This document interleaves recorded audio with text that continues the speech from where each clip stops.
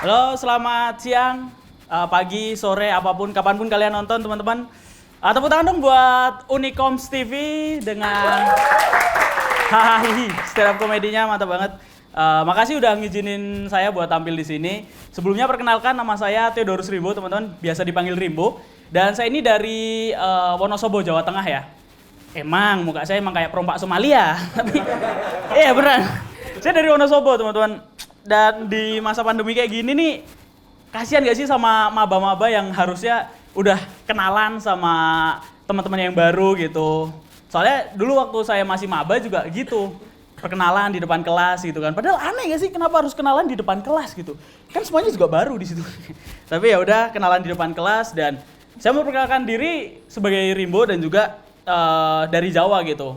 Perkenalkan teman-teman, nama saya Rimbo dan saya itu dari Wonosobo, Jawa Tengah. Tiba-tiba ada satu mahasiswa baru juga, ya wajahnya kayak orang timur gitu, teriak di belakang, "Weh, pengkhianat!" Waduh. Asli itu merinding cuy, diteriakin kayak gitu. Ya, semenjak itu saya adalah pengkhianat perompak Somalia. Ya, dan saya tuh selalu bingung kalau misalnya ditanyain asal. Di sini kan pasti kan kalau misalnya basa-basi awalan kenal ini cewek-cewek biasanya kayak gitu kan. Kamu asalnya dari mana gitu. Menurut saya itu adalah pertanyaan tersulit buat saya ya. Karena saya bingung gitu. Sekarang gini deh. Bapak saya orang Magelang, ibu saya orang Temanggung, saya lahir di Riau, kakek saya orang Flores, KTP saya Jogja.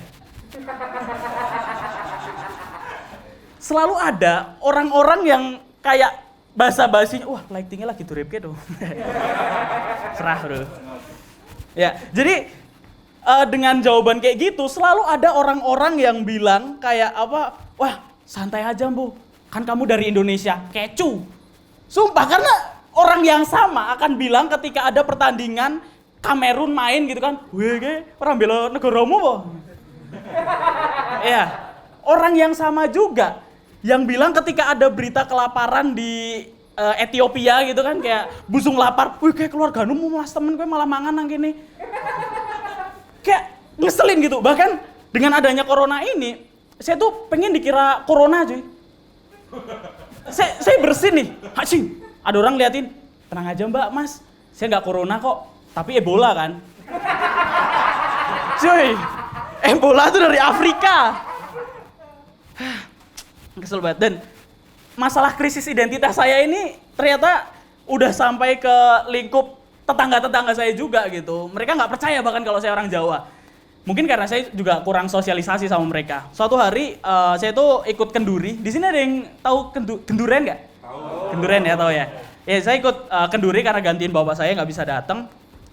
Saya ikutlah kenduri gitu. Saya duduk di ibisnya ngelingkar gitu kan. Saya duduk di salah satu bagian lingkaran itu. Ada 3 bapak-bapak di dekat saya.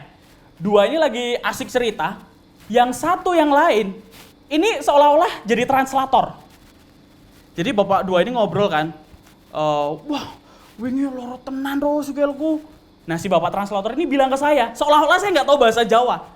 Mas, sikil ki kaki. Nggih mas. Ya saya kan masih, ya udahlah gitu, bawang kontong lah ibaratnya karena apa masih kecil gitu, paling kecil di situ, ya udah saya dengerin aja. Wah, gara-gara tiba wingi kepleset dolanane anakku, nganu kejeduk lingiran. Mas, lingiran ki pojokan meja. Iya, Mas, gitu. Itu saya masih dengerin gitu kan sampai si bapak ini menemukan kata yang dia susah buat nge-translate. Wah, loro tenan wis dipijeti tapi isih nganu pating kremut. Mas, pating kremut tuh jarem. Sejak kapan ada kata jarem di KBBI sih? Iya, saya masih, oke Pak, oke iya gitu. Sampai kalian pasti punya dong temen yang dari luar Jawa dan kalian berusaha susupi otak mereka dengan bahasa Jawa yang ngawur. Pernah dong, ya. Dulu ada teman saya yang diajarin gitu dari Sulawesi di depan kelas, cuy. Matur nuwun. Matur nuwun, dia nggak tahu kalau matur nuwun itu makasih, bukan kulo nuwun. Di depan kelas. Nah mungkin si bapak ini pengen ngajarin kayak gitu juga ke saya kan. Dia ngajarin, Mas, mau tak ajarin bahasa Jawa nggak gitu? Wah, dengan persuasifnya kan. Ya Pak, boleh gitu. Saya masih ngalah aja gitu. Dan dia ngajarin, nih ada makanan enak. namanya tak tapuk gitu. Waduh, apa nih? Iya, jadi nanti kamu kalau pulang bilang tanya ke ibu, Bu, gelem tak tapuk gitu. Waduh, agak susah ya kalau udah kayak gitu kan. Saya udah kesel tuh. Pak, aku mau Jawa Pak asli Pak. Mosok, jal tak tes, dites tulung. Ini bahasa Jawa saya pelajari dari kecil tapi ya udahlah gitu kan. Jal, mau sikil wis. Saiki ndas apa jal ndas? Sirah Pak sing aluse ya toh, kepala. Oh iya bener e. Sikut toh? Ya siku toh Pak. Bener sikut gampang. Apa ya saiki? Tungkak apa kene tak papake nang raimu apa piye? Kesel banget. Itu masalah ya. Dan di tengah pandemi kayak gini nih udah stres karena terkurung di rumah. Ditambah ada nih anak-anak kecil yang wis suwira sekolah, rambutnya ngasih gondrong, diwarnai, ngerti lah? Kayak opa-opa Korea dekil ngono ya lho. Rambutnya ton rambut sama kulitnya sama aja, kayak tepes kelapa gitu loh. Iya, dan saya tuh benci banget sama anak-anak kecil deh. Asli, apalagi yang kelas 1 sampai kelas 5 gitu. Saya paling males dengan fisik saya yang kayak gini. Itu kalau saya harus ke warung nih, misal dari kos gitu ya, mau ke warung harus ngelewatin kerumunan anak kecil. Wah, itu kesel banget sih karena mereka bakalan yang ketika saya sapa gitu, met gede gitu. Mereka tuh bakalan senyum, emang senyum, tapi bibirnya geter kayak nahan tawa. Gitu sih. Asli kayak ini nih, spion supralawas sih kalau dipakai ngebut, geternya kayak gitu. Kayak gitu. Ya udah nggak masalah dengan itu, saya beli, saya pulang. Selalu ada dari kerumunan anak-anak ini, itu meneriakkan satu kata yang nggak ada di kamus besar bahasa Indonesia, tapi kita semua tahu artinya. Brekele!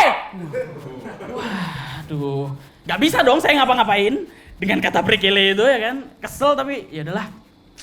Cuma ya masa sih saya harus sama si anak kecil ini ngapain? Miso, weas. Diam, brekele saru.